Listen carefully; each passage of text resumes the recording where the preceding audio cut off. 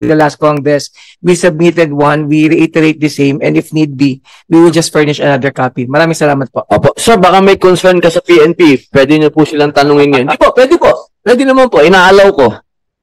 Dahil lang po kasi nagkaroon po kami ng talakayan kami umikot po sa aming mga miyembro ng KBP. Yan ang concern nila lalo na sa probinsya. Ang hirap matagal, bigay information, matagal. Ang problema kasi may gray area kung ano yung pwedeng ibigay at ano yung hindi pwede. Ano po yung gray area na yun? But for example, of course, we deal with sensitive personal information or personal information. Pero meron kang balita, halimbawa may nangyaring insidente, gusto mong isama sa balita mo. Kung magkamisa sa probinsya, hindi ko alam kung alam ng PNP ito, maraming mga presinto sa kanila, automatic, pinagbabawal kahit magtanong man lamang. And that proves to be very, very kahit po magtanong. May mga ganung pong nakakarating na balita sa akin. Sure, pwede po naman. Sir, pagtanggol mo ang report natin. Hindi ko sabing tama ito, but that is actually happening at nai-report sa amin. So we just would like to get across that sentiment so that the PNP can judicially address the same. I'm pretty sure it's not within the manual, but it's actually nangyayari po sa ground. Lalo po sa probinsya kasi, grabe ang politika dyan Kung may mga balita ka na may kaugnayan sa politika at may krimen na nakapaloob, ang hirap kumuha ng informasyon at nahirap magbalita. So yun lamang po. Opo. Meron po kayong alam na lugar kung saan yung mga yan para maharap na po kagad ni General Maralac. Pero nangyayari siya kasi umikot kami at yun yung concern na ibinahagi po sa akin. Salamat sa napakaganda po ng mungkahi nyo. Sir Maralac, paano ba yan? Maraming salamat po, Mr. Chair. No? So with regards to naman sa concern ng media natin regarding doon, sir, yung binabawal lang naman po natin doon, sir, yung immediate access doon sa blatter, sir. Before, kasi, sir, nung wala pa itong FOI natin, sir, yung media natin, sir, open yun po, sir, sa sir, sa blatter natin, sir, because blatter natin is considered as public document. So, yes, sir. Pero yes po, sir. So after ng FOI natin na ito, sir, meron tayong opinion or advisory from privacy opinion because doon sa blatter nga natin, sir, doon ang detailed na information ng individual, sir. So yun lang naman, sir, ang binabawal doon, sir, na yung lahat, yung sabi ko kanina, sir, na personal identifiable information, yun ang hindi pwede po ibigay sa mga media or other, sir, na individuals not related doon sa subject, sir. I mean, sa suspect or sa victim. But pati, nandiyan po sa manual yun, pati sa media. Yan po yata yung question kanina ni Senator Tulfo. Pati po sa media, bawal. Yung buong information na yun, sir, na naglalaman ng personal identifiable information sa individual, sir. Ibig ko po sabihin, kahit po sa media, bawal ibigay. Yung sir, yung yung blatter, Kaya ang ginawa namin doon, sir, may press release na ang ginagawa, sir, hindi yung official blatter, sir. Okay, gumagawa na lang po kayo ng press. Yun po ibibigay nyo. Doon pa rin mga kahit po sa probinsya, nangyayari po yan. Lahat ng meron station. Meron po press release sa probinsya. So, ang concern naman ninyo, delayed. Ang concern po, that has to be clarified kasi syempre sa kahanayan ng kapulisyahan, lalo na sa probinsya kung magkaminsan hindi nagiging malino yung mga direktiba, may mga report kami natatanggap na ganun ang nangyayari. Kasi tandaan natin ang local politics, for example, ay masyadong maigting. So it's actually very difficult to gain access to certain matinding paratang yan. But those are allegations that need to be addressed. I guess at the end of the day, it makes sense why we have this provision right now, this proposed measure right now. Siguro ganito na lang. All these gray areas. Siguro na lang, executive order yan, di ba, sir? Siguro, ma'am, iparating na lang po nyo sa Pangulo na nagkakaroon tayo ng konting conflict sa media pagdating dun sa nasa inyong nakasalalay na lang po sa inyo. Ganun na lang, boss. Boss Chico. Kasi siyempre, wala naman tayong yun ang nandun susunod yan, police yan, ganun talaga. Kung ano yung by the book. Pag hindi naman sila nag-by the book, ako kulong naman ng kung sino-sino. So, kaya kailangan silang sumunod. So, siguro, pare, gumawa ka ng hiwalay na position paper, ibigay natin dito sa PICO. Sila nang bahala kay Presidente para gawan ng, siguro, amendment yung EO na yan. Ma'am? Ganoon na lang po. Maraming salamat, ma'am. Nasa inyo po ang huling entablado.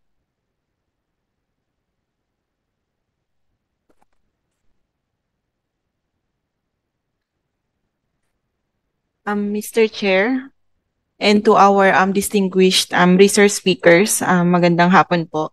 On behalf of the Presidential Communications Office, please accept our sincere appreciation for the Senate's continued support of the Freedom of Information Program initiatives and our shared commitment to upholding every Filipino citizen's right to access government information.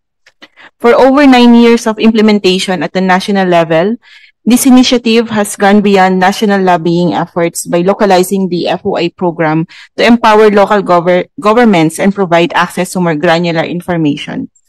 The PCO remains firmly committed to lobbying for the passage of the FOI law while continuing our localization efforts, including capacity building activities for local government units that have passed their respective FOI ordinances and sustained engagement with local government representatives. The PCO lauds the initiative of the Honorable Senator Padilla for taking the first step toward recognizing the people's right to information, which is imperative in today's society. The 5 pending bills po in the Senate and the 9 pending in the House of Representatives demonstrate the public's monumental clamor for government transparency, accountability, and good governance. This legislative effort will likewise strengthen our fight against disinformation, fake news, and misinformation, societal problems that must be addressed through a whole-of-government approach. We are grateful as well po to Senators Vicente Soto III, Joel Villanueva, Senator Francis Pangilinan, Senator Joseph Victor Ejercito, and Senator Jinggoy Ejercito Estrada for introducing the pending 5 FOI bills in the committee. We have submitted po our agency version of the Right to Information Bill po for the committee's consideration,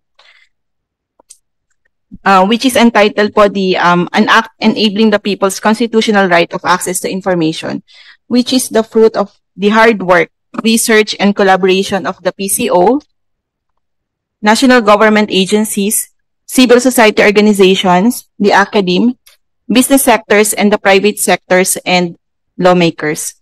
The draft is more coherent, more encompassing, and proposes the new systems to ensure the sustainability of the act. So once again po, Mr. Chair, on behalf of the PCO, maraming salamat po for this initiative, and rest assured po that the PCO will be providing po kung ano po yung mga information na kailangan po ng committee to ensure po na mapasa po natin ito.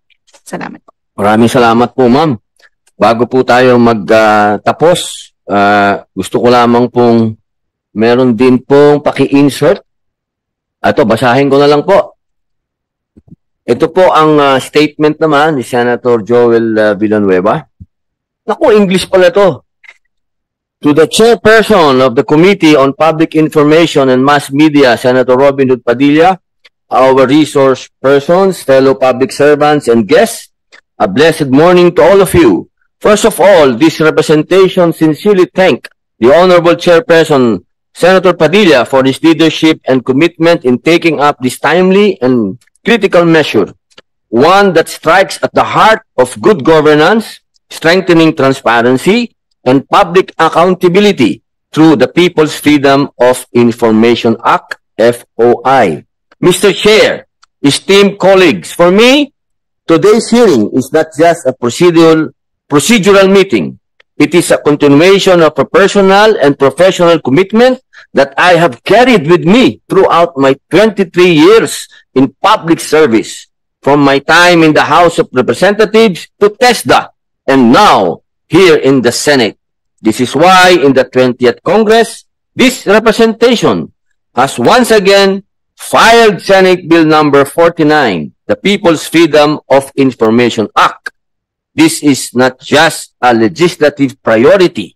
It is a principle, as this representation believes that the right to information is the bedrock of public trust, democratic participation, and honest governance. The 1987 Constitution is clear. The right of the people to information on matters of public concern is guaranteed. Our courts have affirmed this right, declaring it self-executing, enforceable, and public right that may be invoked by any citizen at any time. And yet, despite these guarantees, real and meaningful access to information remains elusive for many Filipinos. In 2018, for example, nearly 1/3 of FOI requests were denied, while a significant number took weeks beyond the 15-day period allowed under the existing executive order on FOI.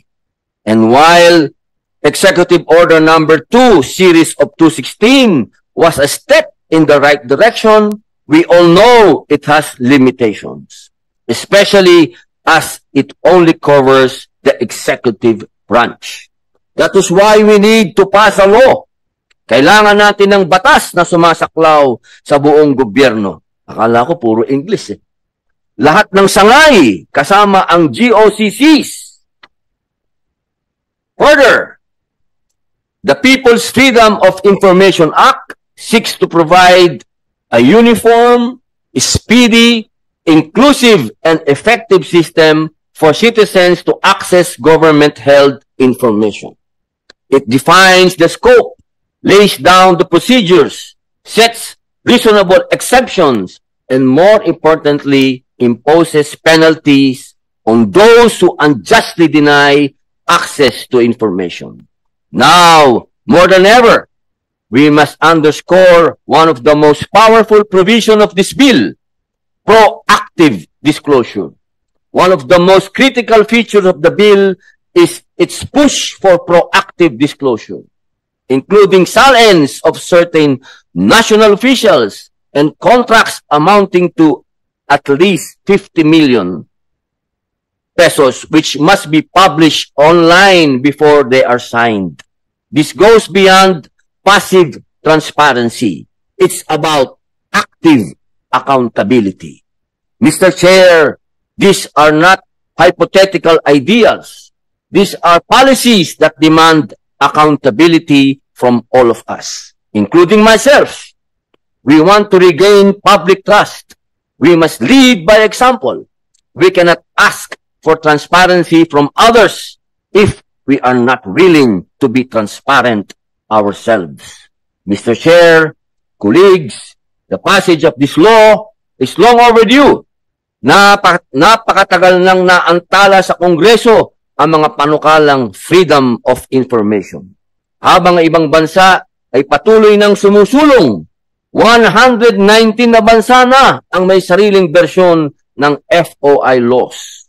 Ang Pilipinas, bagamat isa sa mga naunang bansa na kinikilala ang karapatang ito sa ating konstitusyon, ay wala pa ring pambansang batas para sa FOI hanggang ngayon.